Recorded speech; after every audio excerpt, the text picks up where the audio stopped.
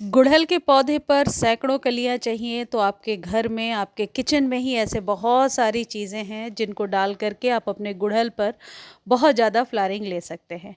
जैसे मेरे गुड़हल के पौधे पर 20 से 25 कलियां डेली बनती हैं।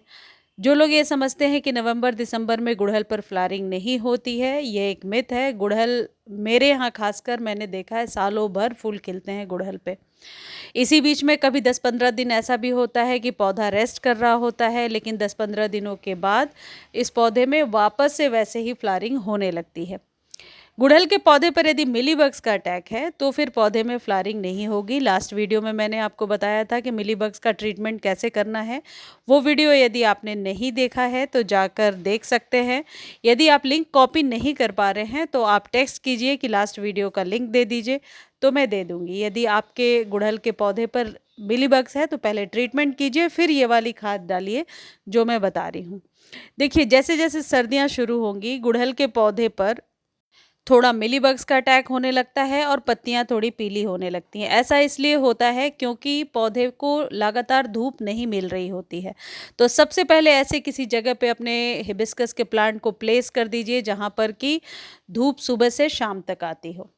उसके बाद आपको एक काम करना है कि अपने गुड़हल के पौधे पर ये वाला पानी, जब भी पानी की रिक्वायरमेंट है यानी 1 से 2 दिनों के गैप पर जब भी आप पानी देते हैं तो यही पानी दीजिए जो मैं आपको बता रही हूँ।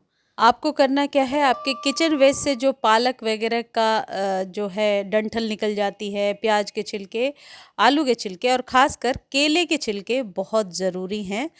इनको रात भर पानी में भिगो कर रखिए। एक गमले पर 2-3 केले के छिलके का हिसाब लगा सकते हैं आप।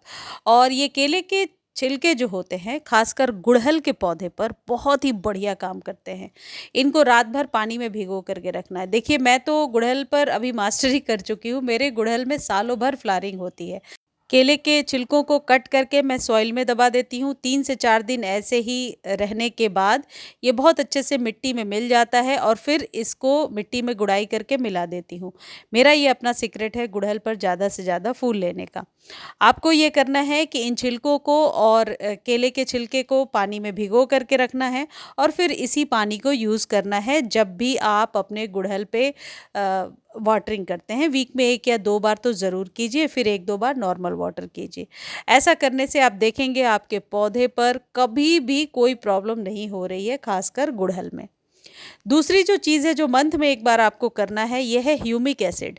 ह्यूमिक एसिड जो होता है ये पौधे की जड़ों के लिए बहुत ही सहायक होता है। आप समझ लीजिए कि जड़ों के विस्तार के लिए और जड़ों को सूखने से बचाने के लिए बहुत ज़्यादा मदद करता है।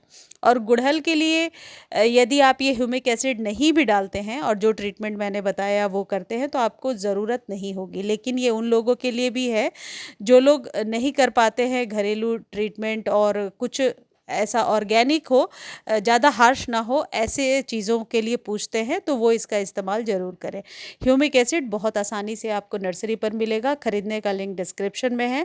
और यदि लिंक चाहिए तो प्लीज़ आप लोग खाद का नाम भी साथ में ज़रूर लिखिए। 1 चम्मच ह्यूमिक एसिड मंथ में एक बार पानी में घोल करके अपने गुड़हल के पौधे पर दे दीजिए। मिट्टी के लिए बहुत ही बढ़िया रहेगा।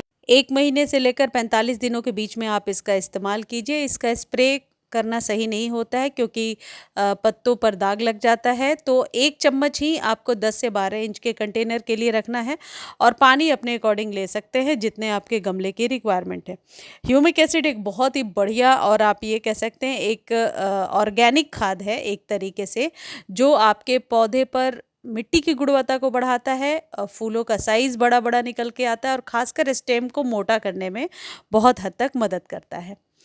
अब तीसरी जो इम्पॉर्टेंट चीज़ है वो है मस्टर्ड केक का फर्टिलाइज़र जो सर्दियों में आपको ज़रूर देना है, और वर्मी कंपोस्ट। ये फूलों वाले पौधों के लिए एक एसेंशियल खाद है। आपको क्या करना है, 1 मुट्ठी लेना है वर्मी कंपोस्ट और 5 ग्राम के करीब लेना है मस्टर्ड केक का फर्टिलाइज़र, जो आपको आसानी से नर्सरी पर मिलेगा और लिंक एज़ यूजुअल दिया हुआ है डिस्क्रिप्शन में।